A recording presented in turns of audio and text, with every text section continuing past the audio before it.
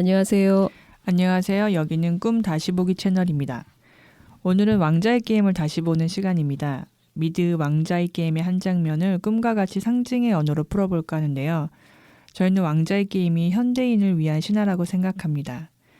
그래서 신화란 무엇인가에 대해서 먼저 얘기를 해야 되는데 로버트 존슨의 히라는 책에 잘 설명이 되어 있어서 이 부분을 먼저 좀 읽어드릴게요. 역사적으로 새로운 시대가 열릴 때 흔히 새 시대를 위한 신화가 등장한다. 신화는 미래에 일어날 사건들을 미리 보여주는 서곡 같은 것이다. 또 신화는 새 시대에 등장할 심리학적 요소들을 어떻게 대처할지에 대해 지혜가 담긴 조언도 해준다. 신화는 살아있는 실체이다. 또 신화는 모든 사람의 내면에 존재하고 있다. 이 두 가지 사실을 꼭 기억해야 한다. 마치 물레질을 하듯 신화가 끊임없이 각자의 내면 심리에 어떤 작용을 하고 있다는 사실을 체험하게 되면 우리는 신화가 실체임을 이해하게 될 것이다. 자신의 심리 안에서 신화가 어떻게 살아있는지를 볼 수 있다면 우리는 자신에게 가장 도움이 되게끔 신화를 체험하는 것이다. 오늘 저희가 다룰 장면은 시즌3의 3화 타유인의 회의실에 티리온과 설세이를 비롯한 사람들이 들어서고 자리를 잡는 장면을 다뤄보겠습니다. 본격적으로 들어가기 전에 질문을 하나 던져보고 시작을 해볼게요. 그 회의실에 들어가면 나는 어디에 앉을 것 같아요? 그 장면이 시작될 때 리틀핑거나 바리스 그 사람들도 순간적으로 눈치를 보잖아요, 서로. 근데 저도 들어가면 눈치를 보게 될 것 같은데 그게 참 정말 저 같다고 생각을 했거든요. 어느 집단에 갔을 때 내가 어디에 앉을지를 이제 살펴보는 그런 시선. 이제 중심은 타유인이잖아요. 타유인이 권력을 쥐고 있고, 근데 내가 저 권력과 어떤 관계를 맺고 있는가에 따라서 좀 선택이 달라질 것 같은데, 내가 그래도 저 사람과 친하다고 생각해. 그러면 저는 서세이 자리에 앉고 싶을 것 같고, 그 정도 용기가 안 생기면 바리스나 파이셀 그런 자리에 앉게 될 것 같아요. 거기가 안전하다고 생각할 것 같아요. 그러니까 이유는 안전함 때문이다. 네. 알겠습니다. 자, 들어가 보겠습니다. 저희는 항상 꿈을 탐색하듯 상징과 은유로 이 장면에 접근하고 있다는 점을 기억해 주시기 바랍니다.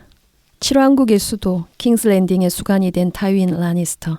그가 소집한 소의회. 그 방에는 긴 테이블이 있습니다. 긴 테이블의 상석 자리, 그 자리에 타유인이 서 있죠. 그리고 문가에는 재무관 피터 베일리시, 환관 바리스, 그리고 파이셀 학사까지. 이들은 분주한 속내를 드러내는 눈빛으로 나란히 그러나 어정쩡하게 서 있죠. 방에 모인 이들 중 자신의 자리를 알고 있는 이는 타유인 라니스터. 그가 상석에 착석합니다. 그러자 언제나 약삭빠른 면모를 자랑하는 피터 베일리시. 그는 자리 선점을 위해 재빨리 움직였고 타유인과 가장 가까운 자리를 차지합니다. 뒤를 이어 바리스가 리틀핑거 옆에 앉고 다음으로 파이셀 학사까지 착석하게 되죠. 그때까지도 티리온은 익숙한 풍경이라는 듯 그들을 지켜보며 서 있을 뿐입니다. 이때 셀세이가 소의회실로 들어옵니다. 긴 테이블의 다른 한쪽에는 의자가 배치되어 있지 않아요. 따라서 파이셀 옆자리로 가서 앉아야 합니다만 그 자리에 만족할 셀세이가 아니잖아요. 셀세이는 의자를 들어서 타유인 라니스터의 또 다른 옆자리를 향해 걸어갑니다. 셀세이는 자신의 똑똑함이 흡족한 듯 턱을 약간 들어서 모두를 향해 의기양양한 시선을 던지죠. 내가 니들보다 위에 있어를 과시하고 싶었을 겁니다. 이제 가장 말단의 자리는 티리온의 차지가 될 수밖에 없을 것 같아요. 다들 티리온을 주시하고 있죠. 티리온도 의자 하나를 끌어가기 시작합니다. 그리고는 긴 테이블의 또 다른 상석, 타유인의 맞은편 자리로 가져가 거기에 앉습니다. 티리온의 기지와 재치가 빛을 발하는 순간이었죠.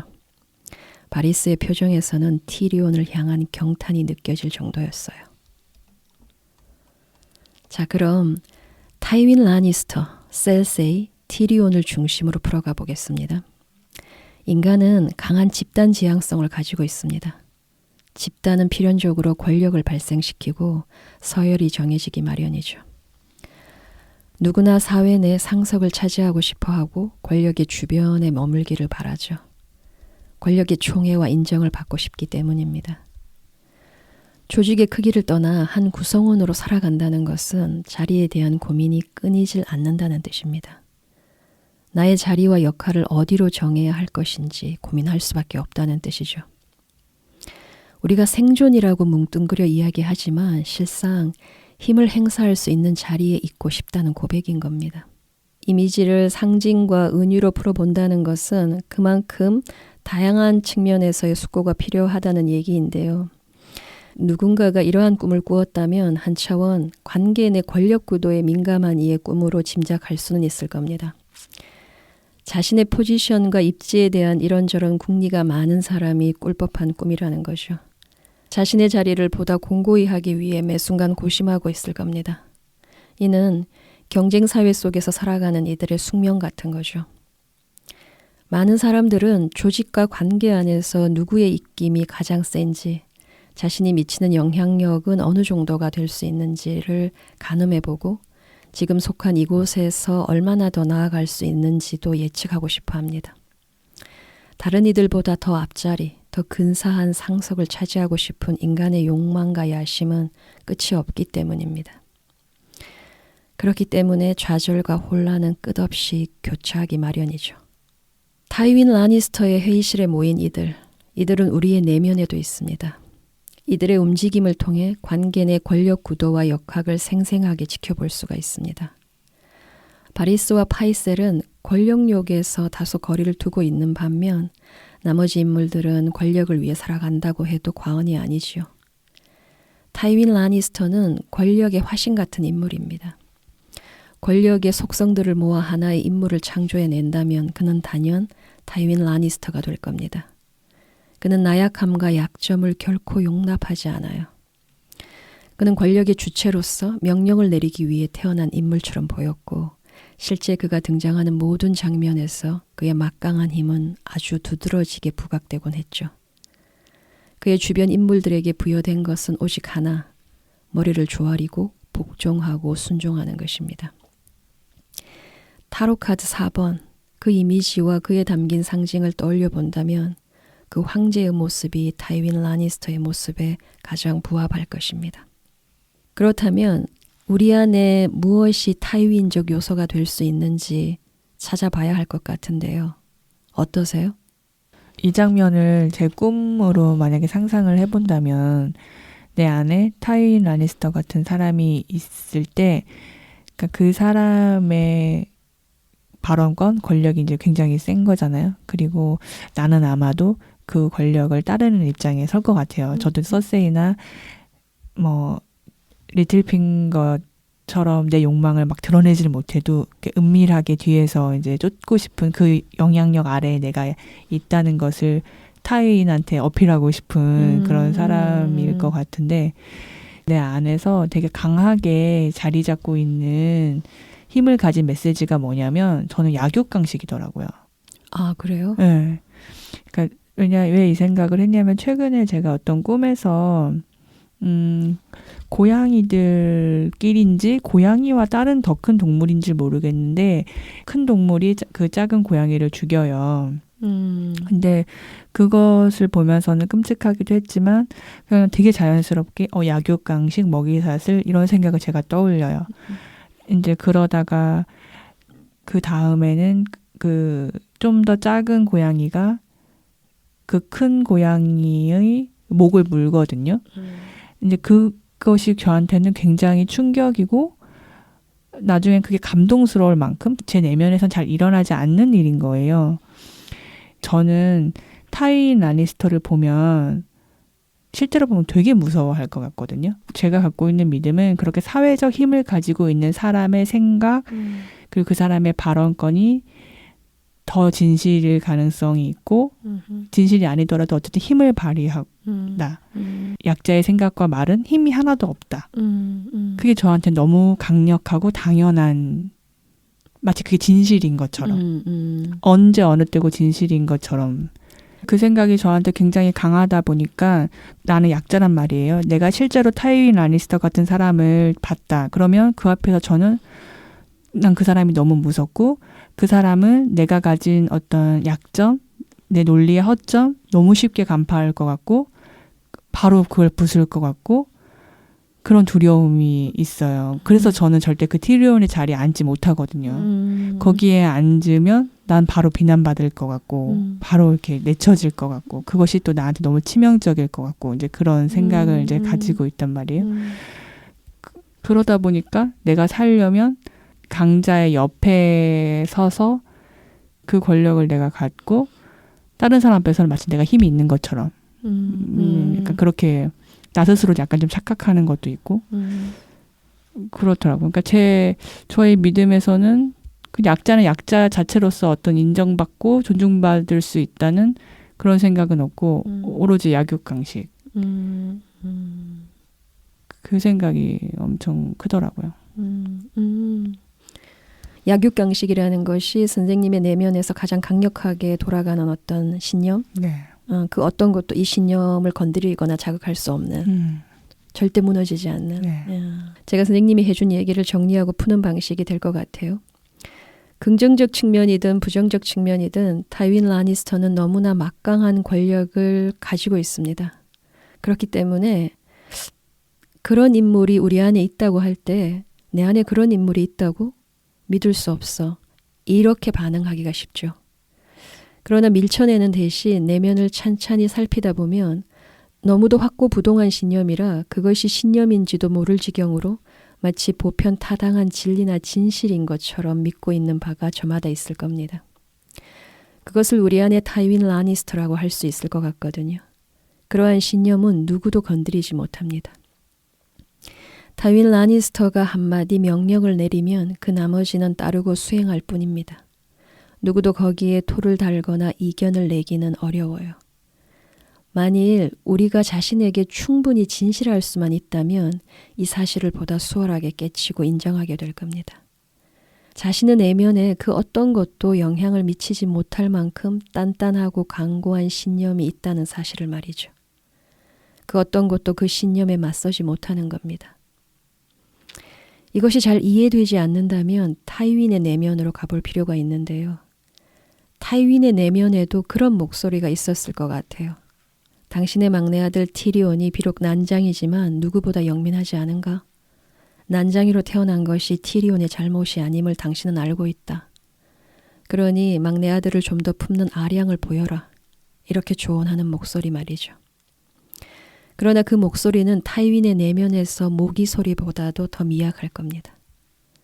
타윈의 내면에서 전혀 힘을 발휘하지 못한다는 뜻이죠. 타윈의 내면을 장악해 천둥처럼 울리는 소리는 세상 사람들 눈에 병신으로 보이는 이상 그것은 치명적 약점이 될 뿐이고 아무짝에도 쓸모가 없어인 것입니다. 타윈 라니스터에게 있어서 막내 아들은 난쟁이로 태어나 타윈 자신과 라니스터 가문을 욕보이는 인물일 뿐입니다. 모기 소리는 이처럼 강고한 신념을 넘어설 수가 없어요. 마찬가지로 우리 개개인에게도 그런 강고한 신념이 있다는 거죠. 내려놓아야 마땅하지만 절대로 포기하고 싶지 않은 어떤 것이 각자에게 있을 겁니다. 그러면 선생님의 신념, 약육강식 이거를 내려놓고 싶다는 생각은 들어요. 들죠. 그리고 그것이 나한테 별로 도움이 되지 않는다는 생각도 되게 쉽게 드는데 그걸 내려놓지 못하게 하는 또 하나의 제 신념이 뭐냐면 사회적 힘을 가진 사람 앞에서 나를 드러내면 나는 비난받을 것이라고 대부분 생각을 하거든요. 그 비난이 나한테 너무 치명적일 거라고 생각하더라고요. 그래서 비난받을 수도 있고 싸울 수도 있잖아요. 그 믿음이 굉장히 강하더라고요. 그거에 대한 공포. 그래서 그 신념을 더더욱 못 내려놓겠더라고요. 이 생각도 못 내려놓겠고 약육강식도 못 내려놓겠고 그러니까 나는 그런 권력의 구도에서 티리온처럼 뭔가 그냥 자기의 자리를 스스로 정하고 그냥 자기 생각을 얘기하고 그런 거를 가능하지 않게 스스로 만든다는 거죠. 네. 우리가 그것을 신념이라 부르든 아니면 습이라 부르든 자신은 거기에서 벗어나고자 노력을 하고 있음에도 잘 되지 않는다. 그렇다면 길은 오직 하나뿐입니다. 자신에게 보다 치열하게 진실해지는 것, 그것입니다. 왜냐하면 노력해도 되지 않는다는 것은 많은 경우 기만일 수가 있습니다. 대개는 그 자아가 거부하고 있는 겁니다. 그 부분을 선생님이 지금 잘 설명해 주신 것 같아요. 신념이든 습이든 내려놓기를 거부하는 이유는 공포 때문인데 내려놓는 순간 자신의 삶이 송두리째 사라질 것 같거든요. 다음으로 셀세이와 티리온이 자신의 의자를 앉고 싶은 위치로 옮겨가는 모습으로 가보겠습니다. 이 장면은 권력을 향한 인간의 욕망을 아주 은유적으로 담아낸 것 같습니다. 권력을 두고 인간들이 벌이는 미묘한 경쟁과 다툼을 재미나게 보여주고 있죠. 어떻게든 권력을 가지니 가까이로 접근해 권력의 일부를 나눠 갖거나 권력의 인정과 예쁨을 받고 싶은 욕구, 우리 안에 있습니다. 정도의 차이가 있을 뿐이죠. 그렇죠? 초반에 그런 말씀 하셨잖아요. 너무 신념이 강하면 자기가 신념인 줄도 모른다. 제가 그랬거든요. 그러니까 내가 굉장히 인정받고 싶고 사실 예쁨 받고 싶은 마음이 굉장히 컸는데 그거를 나 스스로 아니야 나는 안 그런데 라고 사실 기만했었거든요. 그러니까 사실 제가 어떤 상사한테 인정받고 싶었는데 보니까 나의 경쟁자가 너무 막강한 거예요. 나 저렇게까지는 할 수 없을 것 같으니까. 그래서 난 사실 뒤로 물러난 건데 마치 처음부터 나는 인정받고 싶었던 마음이 없었던 것처럼 제가 제 스스로를 그렇게 속였더라고요. 그러면 이 장면에서 셀세이의 행동에 대해서 선생님은 어떻게 느끼셨어요? 아주 공감하는 부분이 굉장히 컸어요. 자기가 권력을 가질 수 있는 방식이 그 아버지의 옆자리에 탁 붙어서 그게 독립적으로 보이는 건 아니잖아요. 굉장히 의존적으로 보이잖아요. 그러니까 저한테도 그런 믿음이 있는 것 같거든요. 내가 만약에 똑똑해지는 방법은 나보다 더 똑똑한 사람의 생각을 그대로 습득하는 거야. 내가 어떤 것을 실력을 키우는 방법은 시스템 안에 들어가서 거기에서 가르쳐주는 걸 배우는 거야. 그러니까 그런 믿음도 비슷한 태도, 스스로와 비슷한 태도인 것 같거든요. 그러니까 어떤 힘을 갖고 싶을 때 자기 스스로 그냥 드러냄으로써 가질 수 있는 게 아니라 그렇게 받아야 되고 인정받아야 된다고 하는 믿음? 그 부분에서 서시한테 되게 공감이 됐어요. 네. 그 장면에서 셀세이의 권력욕은 여실히 드러났고요. 더불어 그녀의 약점과 한계까지도 명확히 드러났죠. 일견 그녀의 노력은 가상했습니다만 씁쓸하기도 하잖아요. 그녀가 쏟아붓는 노력이란 막강한 통치자인 아버지에 강하게 의존하는 방식이었으니까요. 그녀는 어려서부터 줄곧 아버지의 명령과 통보에 따라 움직여왔습니다. 셀세이는 현재 어린 나이에 왕이 된 자신의 아들 조프리조차 제대로 제어하지 못하고 있죠. 저는 그 부분에서 셀세이의 무능이 단적으로 드러나고 있다고 보는데요. 통치 행위에 대한 셀세이의 이해는 그 자신의 엄청난 권력욕에 미치지 못하고 있다는 거예요. 이게 뼈아픈 지점이죠. 셀세이가 아버지에게 의존하는 방식 너머로 나아갈 기회가 없었다는 점은 그녀로서는 크나큰 불행이라 할 수 있습니다. 그 점에서 셀세이의 형제인 제이미에게는 아주 자그마한 시련과 커다란 행운이 동시에 작용한 셈이죠. 제이미는 검을 휘둘러야 할 손목이 잘려나가고 나서 비로소 세상을 다르게 경험할 수 있었죠. 셀세이는 여자이기 때문에 받았던 부당한 대우들에 대해 끊임없이 불만을 토로하고 아버지에 대한 원망의 감정을 삐죽거리면서도 아버지, 제이미, 그리고 조프리의 토맨까지 가문과 가문의 남성들에게 기대어 자신의 자리를 지키는 것을 아주 당연하게 여겼어요. 뭐냐면 우리가 강하게 의존하는 그것이 우리를 강하게 속박한다는 겁니다.